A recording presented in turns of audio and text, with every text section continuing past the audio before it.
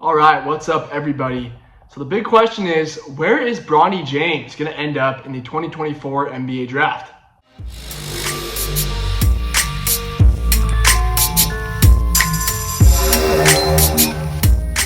All right, y'all, welcome to the channel. Some of y'all may know me, some of you may not. My name is Joey Mastretta. I am a beat reporter for the Dallas Mavericks and the Dallas Wings for Clutch Points. Got my new setup here for the YouTube stuff going on. Here on this channel, I do a lot of Maverick stuff, obviously, but I wanted to be able to also just talk about the NBA in general. So today we're going to look at, potential landing spots for Bronny. We'll look at it at a Mavs angle as well, but also some other teams, and just kind of make some, predictions and talk about some rumors that have been going on. All right, so it's not common that a guy who averaged 4.8 points per game is arguably not the best prospect, but the most popular prospect in the draft. But when you're the son of arguably the greatest player of all time, that is bound to happen. So what are the latest rumors about Bronny? There have been a lot of reports stating that the Lakers are the team to watch because if they draft him, then perhaps they can get LeBron James back. But Rich Paul, LeBron's agent, recently came out and said even if the Lakers draft Bronny James, that doesn't mean that LeBron is automatically going to re-sign with them. Now, the Phoenix Suns are another team that was granted a workout with Bronny, but Rich Paul also said that, basically, this isn't verbatim, but LeBron isn't going to take a massive pay cut to go to Phoenix just because Bronny went there either. So there is a chance that Bronny and LeBron won't play together. Now, personally, I do think they're going to end up playing together, but you just never know. And the team to keep an eye on are the Mavericks. First of all, apparently Nico Harrison and the James family have a good relationship, but also the fit would make sense. Like the Mavericks, they like drafting young players and helping to develop them. And look, the Mavericks don't have a pick till number 58 in the draft. So that's really why it makes sense, because at that spot, you can kind of take a flyer on somebody, or you could get somebody like Bronny, and heck, maybe you get LeBron, maybe you don't, but maybe Bronny turns into a decent player. He's shown decent playmaking skills. I do think he has a higher ceiling than people think. You got to remember, Bronny dealt with health issues before this past season. So he had a tough year with USC, sure, but I do think there's potential there. One element of it all that I don't think is being discussed is you got to wonder what Bronny James is thinking about all this. Like, where does he want to end up? Does he even want to play with his dad?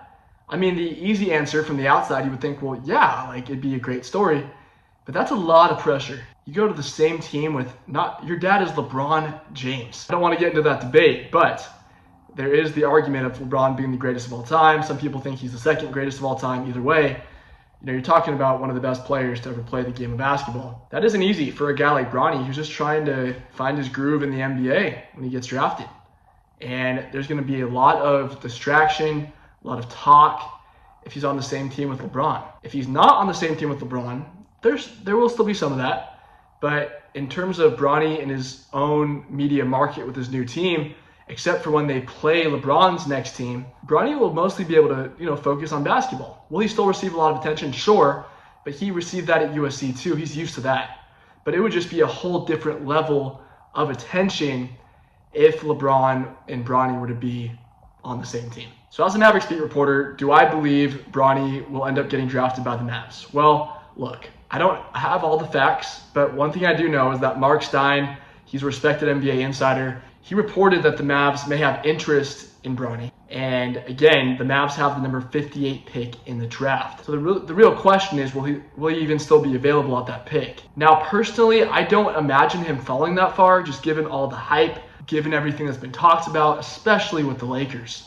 You got to imagine the Lakers will at least use their second pick on him in the draft. If not, I don't think they'll use their first pick, but the second pick, you would think the Lakers are going to take Bronny. We'll see what happens, obviously.